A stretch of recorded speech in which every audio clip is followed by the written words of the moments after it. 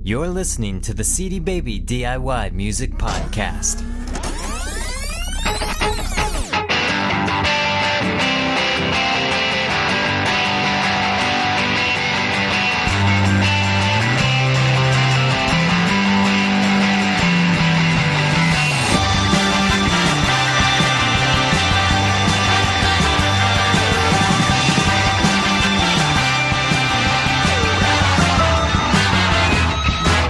All right, this is episode 2 of the CD Baby DIY Music Podcast. My name is Kevin, and for this edition of the podcast, we're going to be talking about promotion. Now, the number one question I hear musicians asking has got to be, how do I promote my music? How do I let people know I'm out there? So it seemed fitting that Lisa Lepine, known as the promotion queen here in Portland, would be our first guest on the podcast. So earlier this week, I caught up with Lisa to talk about what she thinks an artist should be doing to promote themselves and to keep their career moving forward. And I think you'll find her ideas and thoughts on music promotion very refreshing. Also, keep in mind as you listen to this interview that we are in Portland, Oregon, so she makes reference to local bands, newspapers, and other local industry people. But the information covered applies exactly the same no matter what city, state, country you may be living in. With that being said, let's jump to the interview.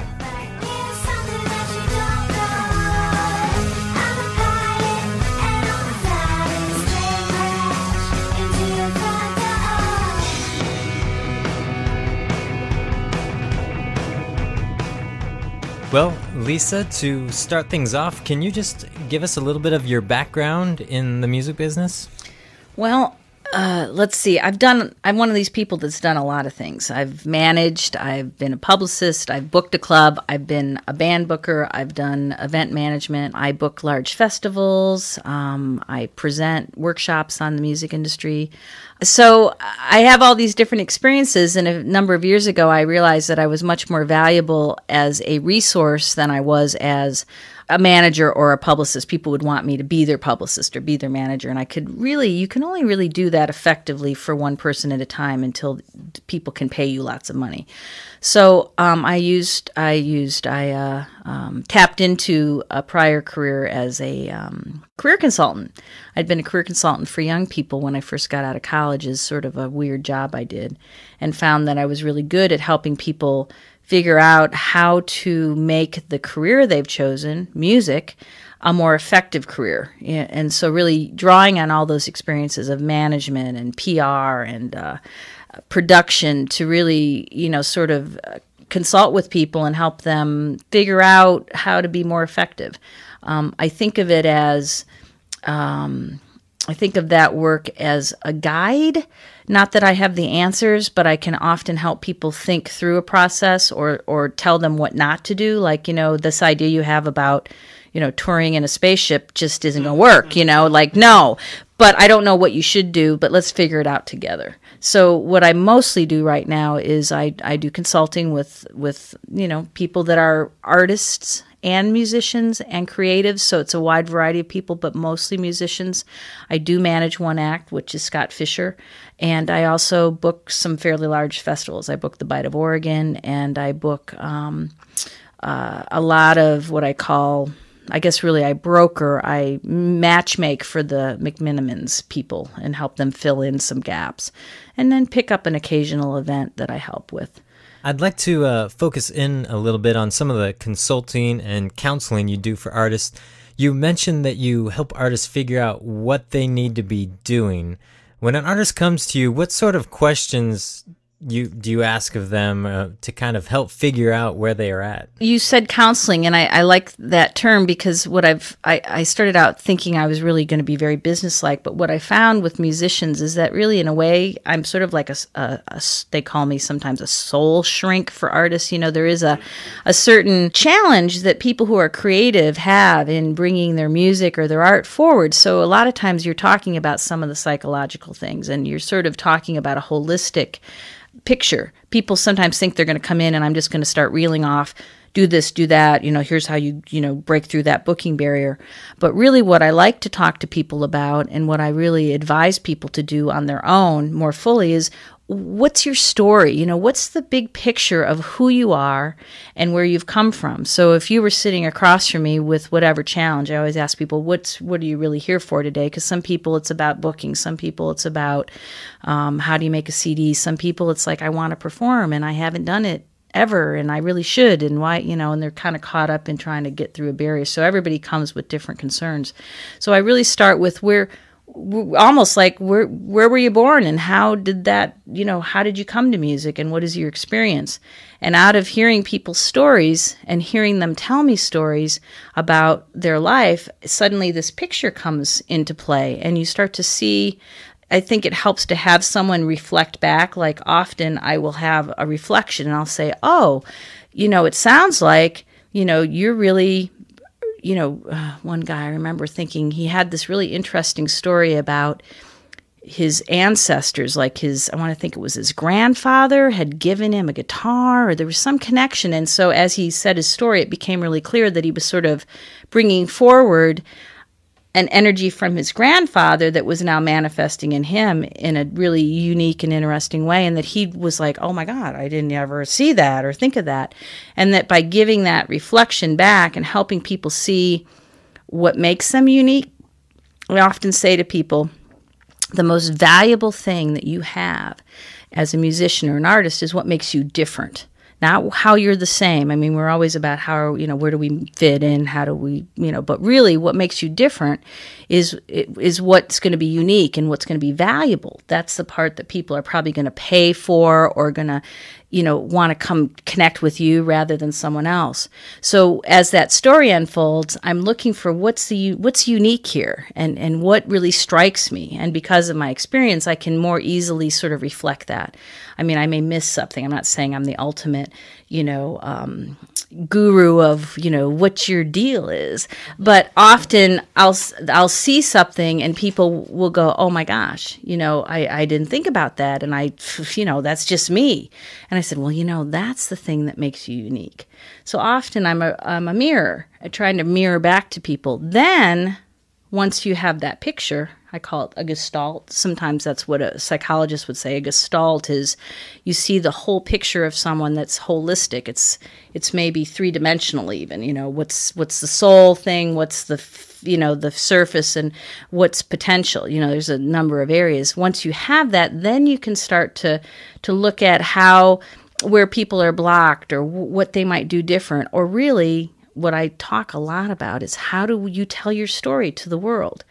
Because marketing, which is my specialty, marketing and promotion, thus the Lisa Lepine Pro Motion Queen, it's about promotion, but it's really about moving you forward, is about being able to think about how do you communicate your uniqueness, what's different. And usually we do that through stories, through telling a story. And that's how we engage people. And so you can't tell a very effective story until you know your story. So once you help an artist develop their story, do you go, here are some ideas on how to promote yourself with that story in mind, or where do you move forward from there? Well, it feels to me that in today's culture, and I'm going to set this answer up a little bit, one of the challenges that everybody has is what I call the reality of the glut. That we're in a time where technology has made it available for everyone to make a CD, and everybody has discretionary time to live into creative energy. It's an interesting fact that if you're not trying to survive by growing carrots and shooting, deer, you actually have time to create music and to try to do something with it. So we have so many people that have a passion for it and can make a CD that it's just, how do you sort? How do you sort through that? So once you know your story, once you know what makes you different, then you're trying to think about how do I put that out in the world, which really comes back to this idea of packaging, marketing, really what I call, and many people call, branding, or what's another way to think about it? What's your image? What's your persona? That would be, again, from the psychological perspective, but I talk with people a lot about your persona. So there's your story, And then there's the persona that you're going to create that can carry the story and the music into the world. And if that persona is accurately built and resonates with people, it will help move you forward. Can you just elaborate a little bit on what you mean by persona or brand? So what I think about really is like a wardrobe. What's the wardrobe you're going to wear to the public that's going to help them understand or be drawn into you? And also, one of those really critical ideas with persona or with branding is that this is not about appealing to everyone. We're not trying to become, the Quaker oatmeal of the world, where it's just everybody can eat it and it's good for everybody. It's more like, how can I create a persona or a brand where people will be drawn to me that should be drawn to me? And so, a lot of what I'm talking with people is, how do you present your packaging? How do you even choose a band name that really works? That's, I think, one of the number one things that I have to address with people. I'd say 9 times out of 10, gosh, what you really are, this name doesn't add up. Like the name is so integral to how the world will perceive you, that if you haven't chosen a name that reflects the totality of your story, you're already starting at a disadvantage. So in that reality of the glut idea is that if you have a name, a band name that I really like right now, they won't mind if I use them as an example, I'm sure, is Hill Stomp. The minute you hear that, you're already there with them. It's probably Appalachian. It's got some energy. It's Southern. The name gives you pretty accurate clues as to where the band lives. So you're drawn to something that's accurate, and now you're there. So that's like 90% of it is having that accurate communication. I always use an example of a band I used to manage, and I learned the hard way with a couple different bands about names, and I think both these bands would have really succeeded in a much different way if the names had been changed. And one of them was a band called Thrillbilly. Thrillbilly was called one of the great rock bands to ever come out of the Northwest, and they were huge when I was managing them. They were filling the Crystal Ballroom as a local band. The issue there was that once you saw them, you got it. They were just like brothers, and they were really a rock band, American rock band, and they were thrilling, So Thrillbilly, like you really got it. But if you hadn't seen them, you would hear the name and you would think they were hillbilly or rockabilly or whatever. And so the way that the way that I ended up having to market them was this. I'd say, hey, I manage Thrillbilly, and they're not a rockabilly band. Like, I have to start out with what they weren't before I could get to what they were. So I talked about that as being a situation where you try so hard to get the horse to water, and then they're at the wrong pond. Like it doesn't add up. So if the name doesn't work for you, it can work against you. So it's a really tough one. It's not easy to find a good name, but if you can, then the persona gets accurately described, and you're just connecting quicker. There's a way that you're able to then make the matches that you want to make to move forward in the world. I'm sure there are artists out there who will say that their music speaks for itself, that they don't need to worry about all those other things like the persona or branding or putting together consistent press materials. Can you explain a little bit of why you think those things are so important and shouldn't be overlooked? Our society forces us to communicate about music without listening to it. So it's like, what is the famous saying? It's like writing or talking about music is like dancing about architecture. It's just a kind of goofy thing, and yet our society forces us to communicate about the art in alternative ways so people will be drawn in. My famous saying that I would love to be quoted for, as I always say to musicians, is sort of a little bit of a get your hackles up, is that music is the last thing that's important. Here you are, a musician. This music that you're bringing me is the last thing that's important. And often when I do consultations, I don't even listen. It's really not about me listening and judging it, because what's really the key is I'm about the marketing and promotion. If you're let's say you're an act that's hoping to get booked, or you're trying to get the attention of an A&R person. So what really happens, the process that will happen is usually going to be like a press kit, or something's going to come to them, or they're going to find a website. And there's this idea, I use it more as an example with a press kit, is, it comes in the mail. So the first thing you got to do is, if you're at the Willamette Week any week, you can go into the reviewer's office and you'll see there's probably 70 things that come in that week. So which one gets opened first? So you start with the outside of the package, and then the package gets opened, and then things get sorted. And, this one that's mimeoed and in a plastic thing with no imagery, is that the one I'm going to open, or this one with full color and wow, handsome picture? People are sorting all the time and making decisions. And one of the really simplest things you can do, I think Derek Sievers talks about this too. I swear it's the simplest thing you can do that'll give you the most impact if you're trying to get through to somebody, is when you put your CD in for someone, to check it, whatever way you're getting it to it, take the shrink wrap off. Take the shrink wrap off. It's not like a present anymore. So I'm, a busy, music person. I come across a CD that I'm ready to listen to, and I can't get the shrink wrap. And you know what you do? You just set it aside and go to the next one that's open. I swear to God, I've done it myself, where you didn't think that would make a difference. So imagine now the shrink wrap's off, and I've maybe read the bio, and it looks cool, and I'm excited. And finally, we take the CD and we put it in the CD player. Now it's the last thing that's important, and now it's everything. Because if it sucks, end of story. If it's great, you probably got a booking, or they're going to come see you. There's just a process. And think about all that stuff, that marketing and that communication that has to be together to get them to the point where they'll listen, and then something can happen. Then a connection can be made. Now, the great thing about the internet, and this is, really we're in the age of a shift, is the internet allows that process to shorten. It allows the end user direct access, instead of really what I'm talking about is the gatekeepers. How do you get the gatekeepers to listen, to allow your music to be given to the people who you're trying to get it to? So that model is, unfolding as we speak. And even this idea of a podcast, how great is that people could maybe pick up an idea or two from listening to me talk about this, where how else would you find this out? It's really hard to find out some of these little tricks because of the way the industry is, set up. So after the consulting session is over and you've brought to light some of these issues for the artist, do you just send them on their way, or is there some sort of ongoing relationship that they have with you?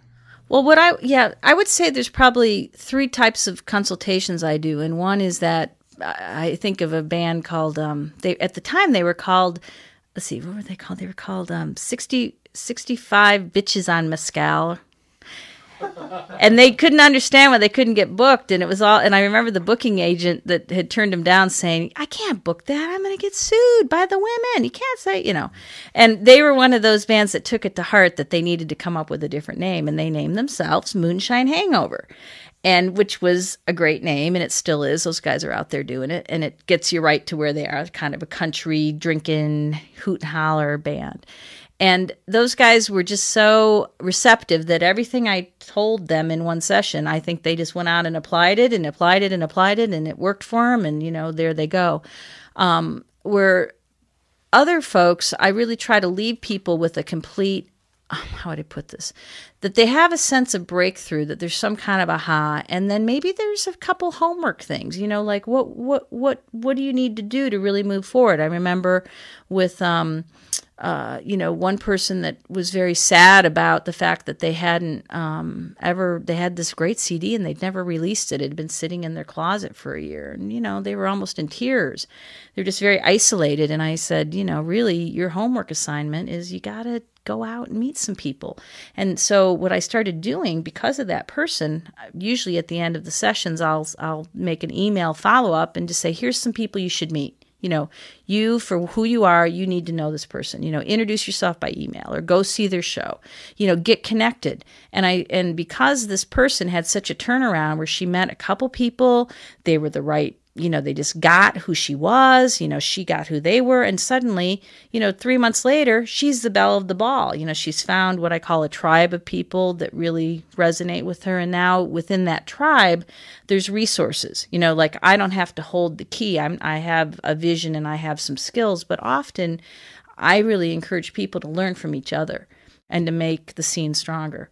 But there is a third type of person, and it's been really fun to do this, where people feel like that they are almost on an educational path, or they are on a process where, they want the feedback, they want the mirror. And so I have some people that see me once a month or come, through the period of a project, where I call that management by appointment. I can't manage more than one person at a time. It's like, being married and then having a mistress. It really doesn't work. I've tried it and it doesn't work. Although when you get some big money going and, they're off, doing the major label tour, and you can like take on somebody else. But in the meantime, to have that support from somebody, some people really appreciate that, where they can come here. And I had 2 people today that both, I probably have seen one of those people. Might be the 7th visit over 2 years. They come in, they check in, they kind of get some new support. I know their story. It keeps me up to date. I can match make them. Sometimes someone calls and they're looking for a particular act, make that match.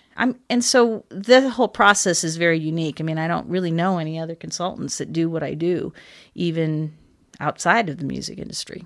You mentioned getting out and meeting people, and I was talking to an artist the other day who was frustrated about that very idea of getting out and just meeting people. He didn't really know where to start and didn't want to come off as just a salesman to other people in his music scene. Do you have any advice for someone who might be struggling with the idea of getting out and meeting people, something to get them pointed in the right direction?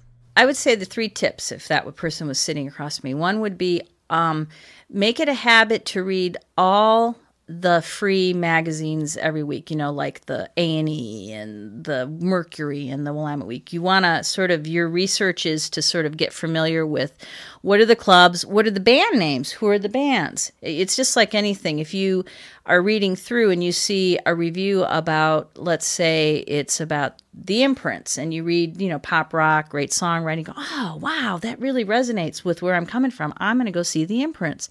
And you maybe do a little research. You go online, you find out that the lead singer's name Rob Stroop. You sort of don't be random about it. You be a little tactical about it. And start to really understand who are the names and who are the people that are in the world that I think I want to be part of, and what clubs do they play, so that you really are sort of educating yourself. So by doing that, you're sort of prepared. Then the second thing is I'm always looking for CD release parties. Okay, if I'm that person, I should be looking for larger events. So like, for instance, tonight, it's the Imprints are playing with Dorado.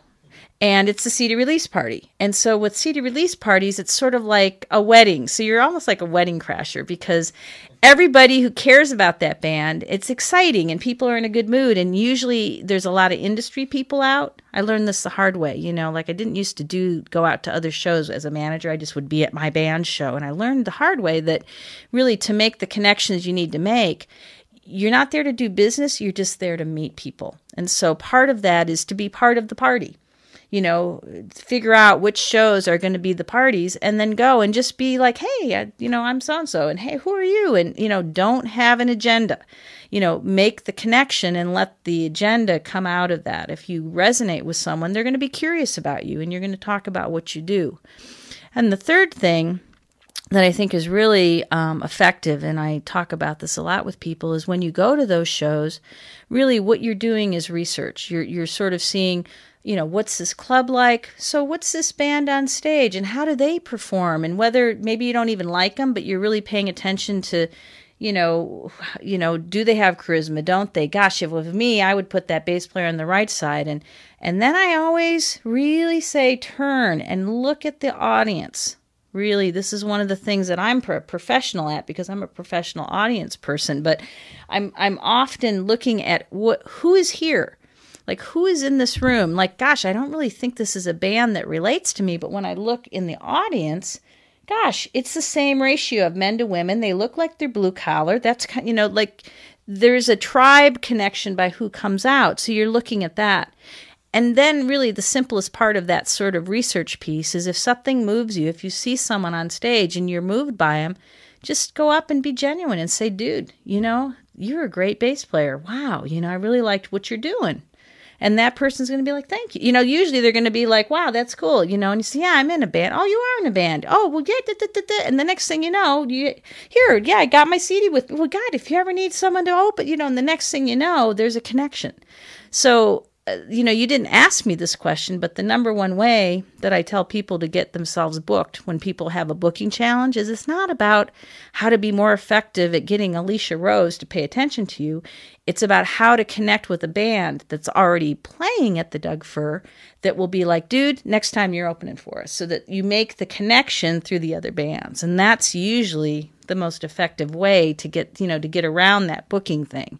And you have a lot more fun, and suddenly you're part of something bigger than yourself. I know you are currently managing one indie artist, and that being Scott Fisher. I'm just curious as to how you approach management from the indie perspective after hearing some of your thoughts on music promotion. Playing off of what I just talked about probably would be the easiest example to give is that a long time ago, I realized that if someone was really going to try to make a stab at that kind of breaking through on the next level, getting a bigger audience, and was going to be indie, didn't have, how would I put it, a label financing them or some amazing amount of money just at their fingertips. Every now and then somebody's got an inheritance they squander on their music career. That it really was that same idea of sort of like the bubble, only what I talk about is, in this particular case, it's almost a structure. It's an idea of how you might build your indie band or your indie label. Like often really when you're an indie artist, you're really becoming your own label, really. And we think that a label has to be something, else, but you know what? I'm a label for Scott, really, because I'm doing the function of a label. So if you're going to put your work out there, you're actually a label. So if you think about your art, your artist, really the person or the group that's at the center, it's like concentric circles. I call them affinity circles. So at the very middle is the art, the music, the group that's making it, and then around it you'll see these different circles of people. So right around the center might be a manager or a publicist or the girlfriend that sells the merch, whoever's really the most bonded to it. And then as you move out, there might be another circle of people that you occasionally pay, like the guy that makes your poster or the gal that babysits for you when you have to go play your gig. You have all these people at different levels, including your fans, that are really supporting the energy and the idea of the persona of that, concept. That's why, again, if you have a strong persona and a strong, story, people can be attracted to you.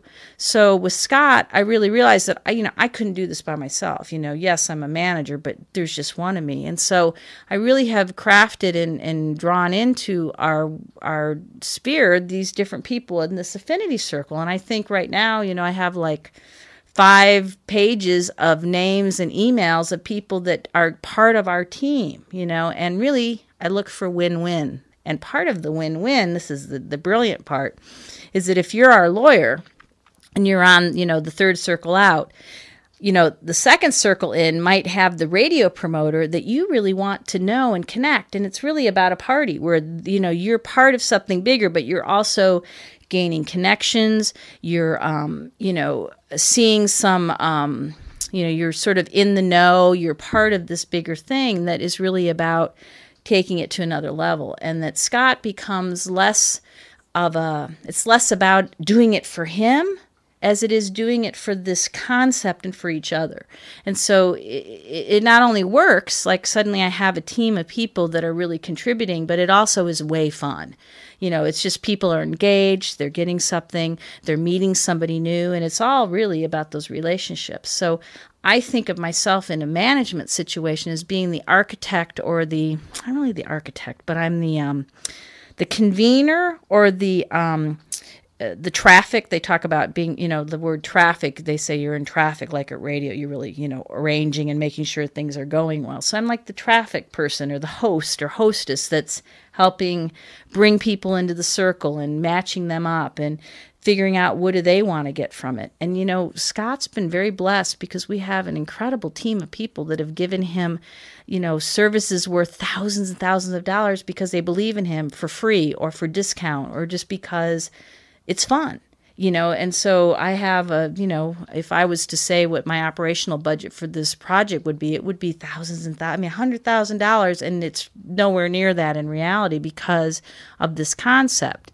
And I see other people, doing it in maybe less of a theoretical way, and, hey, the more the merrier, because then we get affinity circles that overlap. Wow, that sounds like a really cool idea, and I wish more artists would kind of consider themselves as being a part of a community and how everyone can benefit from each other. Our time is running short, so I just wanted to finish off with one last question, and that is, when should an artist come and seek the advice of someone like yourself? Is there anything they should have accomplished or have in place, or how can they tell if they're ready? There's probably a couple different ways, but in general, I would say that people will come in and they think that they're paying me to do it for them, like somehow that I'm going to give them a magic answer. And so it's almost like, well, I came here for you to tell me, how to find a booking agent. Well, there is no booking agent. That's one of the things that's a reality in Portland. It's really not like about getting a booking agent. It's about figuring out how to be a better booker yourself.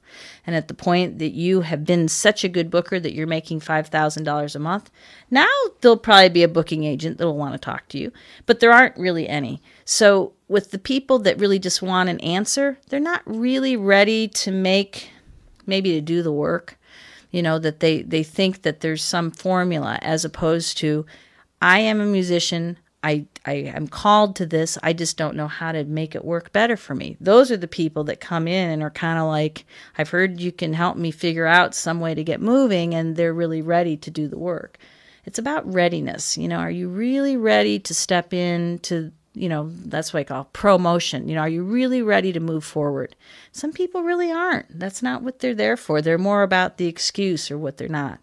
But I do find that less and less I get that. More and more people get what I'm about. And so when they're here to see me, they're ready. They're ready to have some feedback. They're ready for a mirror. They have some sense of where they're stuck. And because of that, it's a lot more effective. But there are people that think I'm magic and I'm going to do something, wave a wand and ta-da. And those are the ones where I always feel at the end like, God, I don't know if it wasn't my fault they didn't get something out of it. But, less and less. But when those things happen, sometimes they'll come back later and then they're ready. And then the magic can happen because it's more about the magic in you. The magic that's really, what is art? It's magic. It's this thing that we don't understand, that when it's activated, it changes. It's transformative. It's, something that is what life is meant to be about. The tingle that we get when we hear a great guitar solo or a great song.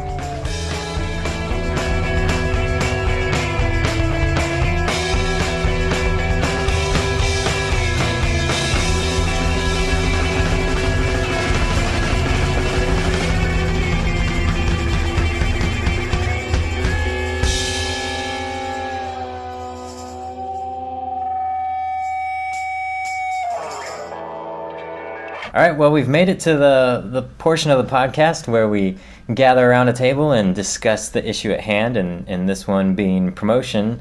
So I'm joined with Chris and Robert.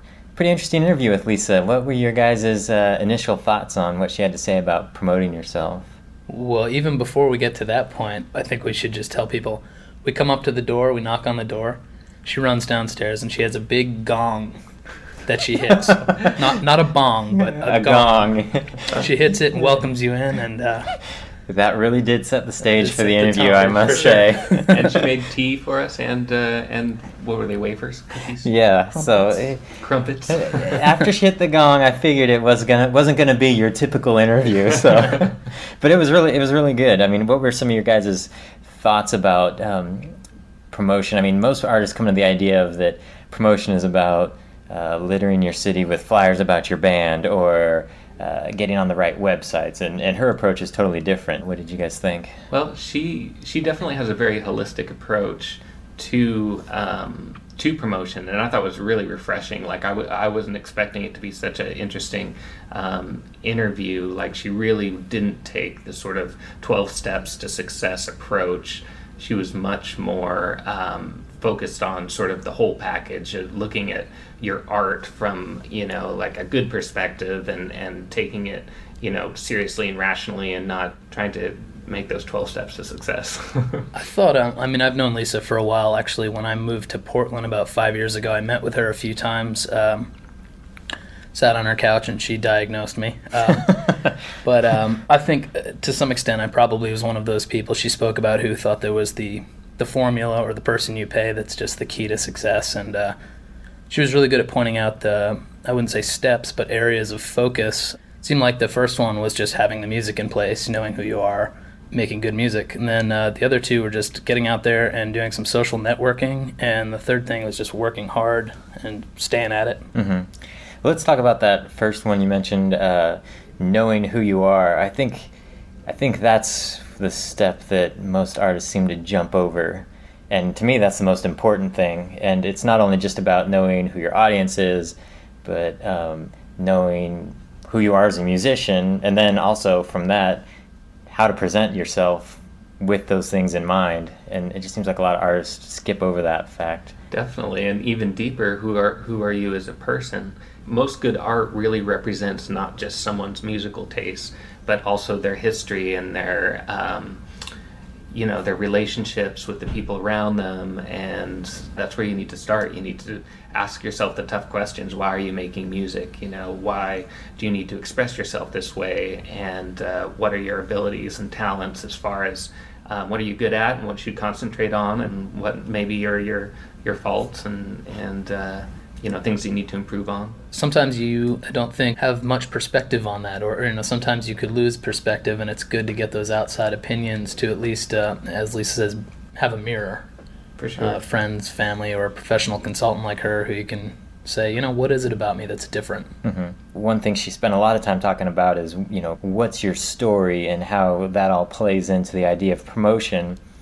And, I talked to so many artists where they say, how do I get this newspaper to write about me? Or how do I get that magazine to notice me? And they forget that, the newspaper or magazine, their job is to sell newspapers and magazines. And they're not going to write an article about somebody where it's just, here's another band, have at it. They're looking for that story. And so if you know how to develop that story, then those kind of things just start to fall in place, because then it's real easy to contact your paper and let them know, hey, this is who I am, and this is my story. And they're like, that sounds interesting. There's a story that I can write about. Yeah, that's a great point. It reminds me of what Derek sometimes says about when someone asks you how to describe your music, don't just say, oh, it's a little bit of everything. Yeah, that really doesn't help them out. It's right. Well, thanks. Can't wait to hear the CD. After the interview, I was thinking about, when she was talking about a story, it's not just necessarily things that have to do with you musically. If there's an organization you're involved with, or some hobby you have, and other things in your life that kind of play into who you are, those things build interest, into making a story that someone might be interested in writing about, or make your music be more attractive to them. And I think a lot of people just kind of send out their CD and go, it's the latest and the greatest CD you've ever heard. And it's like, well, it's probably not. But there probably are some good things that you should be telling them about that you're just missing. Right. And it's so important to do that. I'll put all the work in up front to get people through all that stuff so they finally do put your CD in and listen to it, because Lisa has that famous saying, the music is the last thing that's important. You just got to convince them up front that they want to put that CD in. Yeah, and the idea of that there's so much sorting that gets done. Magazines, newspapers, club bookers, they get so much stuff in, and they're having to sort, they're having to make decisions before they even get to the CD. And so if you give them reasons to not want to look at your package or open up your CD, they'll just move on to the next one. They don't have time to go, well, I'll fight with this shrink wrap. Oh, this doesn't look like they put much effort into sending me this package. They want to know that you're passionate about the music. I mean, they've got, like I said, their job to do, whether it's book the club, write about bands, or whatever, and they want to write about or have people play at their club that are passionate about music as well. So you have to consider that from the whole perspective. Yeah, I mean, you kind of have to look at any company, magazine, record label, anybody you want to do business with, and don't just think what they can give to you, but wonder, consider what you can give to them. Because if they don't think you can give them anything, and it's just not to their advantage to help you out. Robert, at one point you were mentioning something about persona. She talked about persona and kind of creating this character image, and you had a comment on that. What was it that you were saying? Yeah, I don't think this made it to the interview, but or made the cut. But basically, what I was mentioning is that she does talk a lot about developing a persona for yourself. But I think you need to be careful when you are developing a persona that you're not basing it on something outside of yourself. You really need, if you're going to create a character to present to the world, make sure that comes from a very good personal space, Well, I think one way you can look at it is to take something is true about yourself and enhance it or dramatize it in some way. Maybe blow it out of proportion, but at least it's coming from a place that was honest to begin with. You're not, like you said, reaching for someone else's persona. Exactly. Yeah, I think that's a temptation to see somebody who's doing something successful and then just completely emulate that when it's not who you are. And there's a lot of bands that do that, and it just kind of disengages the story from your music, because it's obviously not your story you're trying to emulate. Exactly.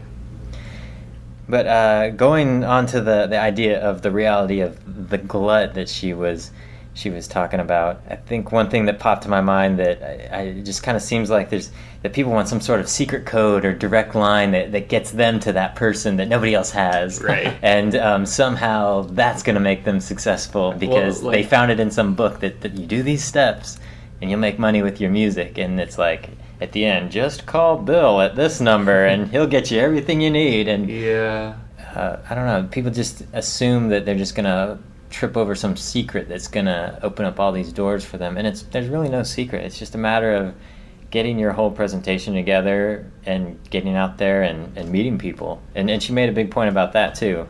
I mean, Chris, what did you do when you moved to town? I mean, what did you do you didn't know anybody? What did you do to start meeting people? I mean, obviously you don't have a problem getting gigs here in town now.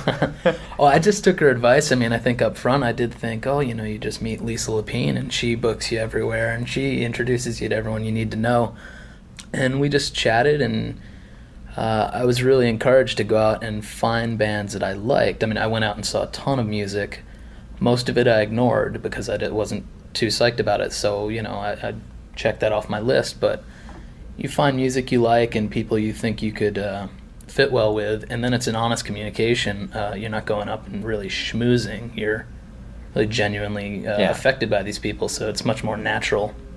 So there's that. And then I think as far as going back to the magic formula, the social networking thing, it broadens.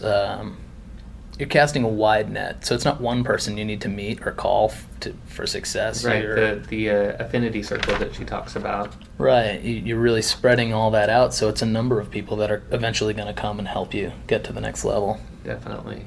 When you said social networking, you didn't mean this, but for some reason MySpace popped into my head, and that's not what you were talking about. Real friends, not computer friends. Humans, yes. Yeah, but you can spend all day on MySpace and you're not going to be any closer to your goal. Actually, I saw this written in an email you wrote to an artist, Robert, that you wrote, promotion is making yourself stand out in the crowd, and the internet is a very large crowd. And I think there's so much easy access to all points around the globe and music fans around the globe that people forget about making those connections locally. And I think if you're really going to have success as a musician, you really got to start locally and get that momentum before you can spread out to other points and really have those connections be worthwhile. Definitely. I don't think there's not that many artists out there who are surprised at their own success. I think that's kind of a myth. Like, usually people, I think usually bands work hard, they do the right things, they go through the, they have the experiences, and they work really hard to book the shows and make the connections, and then when they start getting popular and they start making a little bit of money or have a little bit of success, it's not like, whoa, bam, like everything just fell into place. Can't believe this happened. Because they were doing it for years, and they say, okay, good, I'm glad it's finally happening. I made all those friends, I know all these bands. Along with that, I mean, she mentioned that that the music career has its peaks and valleys.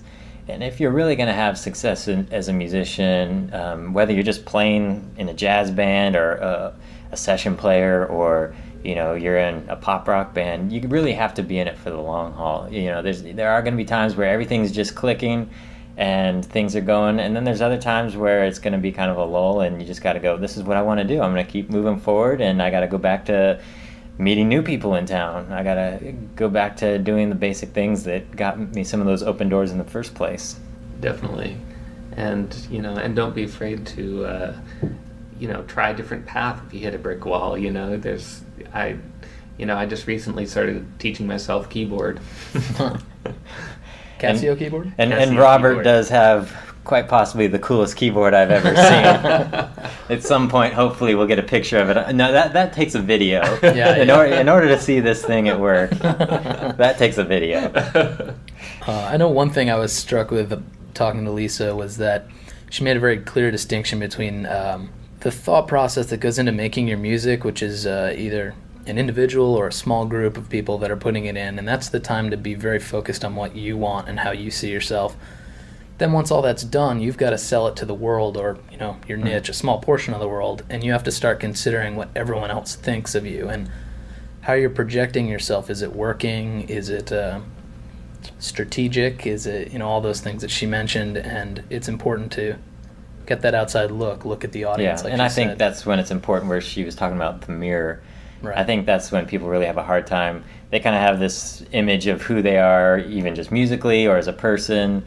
And other people will say, no, that's not who you are at all. Right. When I look at you and I hear your music, I think this. And if people think something different than what you think, then chances are they've probably got a better idea of how you should be, presenting yourself to people, because that's the impression you're leaving. Right. When she was talking about that group Thrillbilly, who, was constantly being referred to as, or people were thinking that it was a rockabilly band or hillbilly music or something like that. Yeah, and those are things you have to consider. I mean, and one thing I think is more important than ever is the name, not just from the standpoint of drawing people into your music, but now that people are using search engines to find music, even just in stores, if you don't consider that when you're making your name, you're going to probably have some regrets later on, and not much you can do about it at that point. Well, did you guys have any final thoughts before we close out this podcast? I thought she was great. I think that she's a wonderful resource. I think that just having this podcast is a wonderful resource for musicians. They can listen to it over and over again. It's those lessons, as simple as they are you constantly need to remind yourself of, being true to yourself and being true to your music and all those things. Nicely said. Nicely said.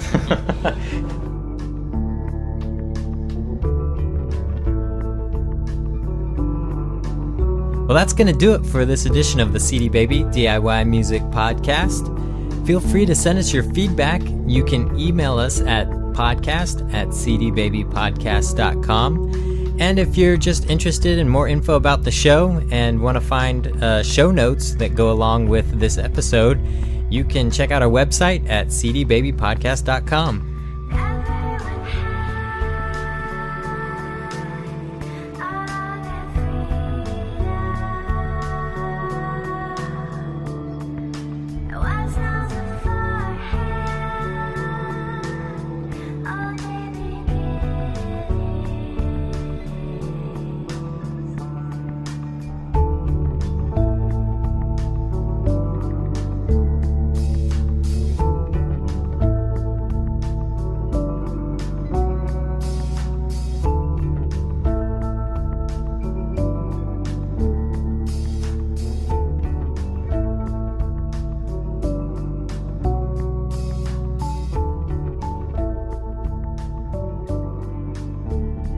You've been listening to the CD Baby DIY Music Podcast, broadcasting from Portland, Oregon, USA.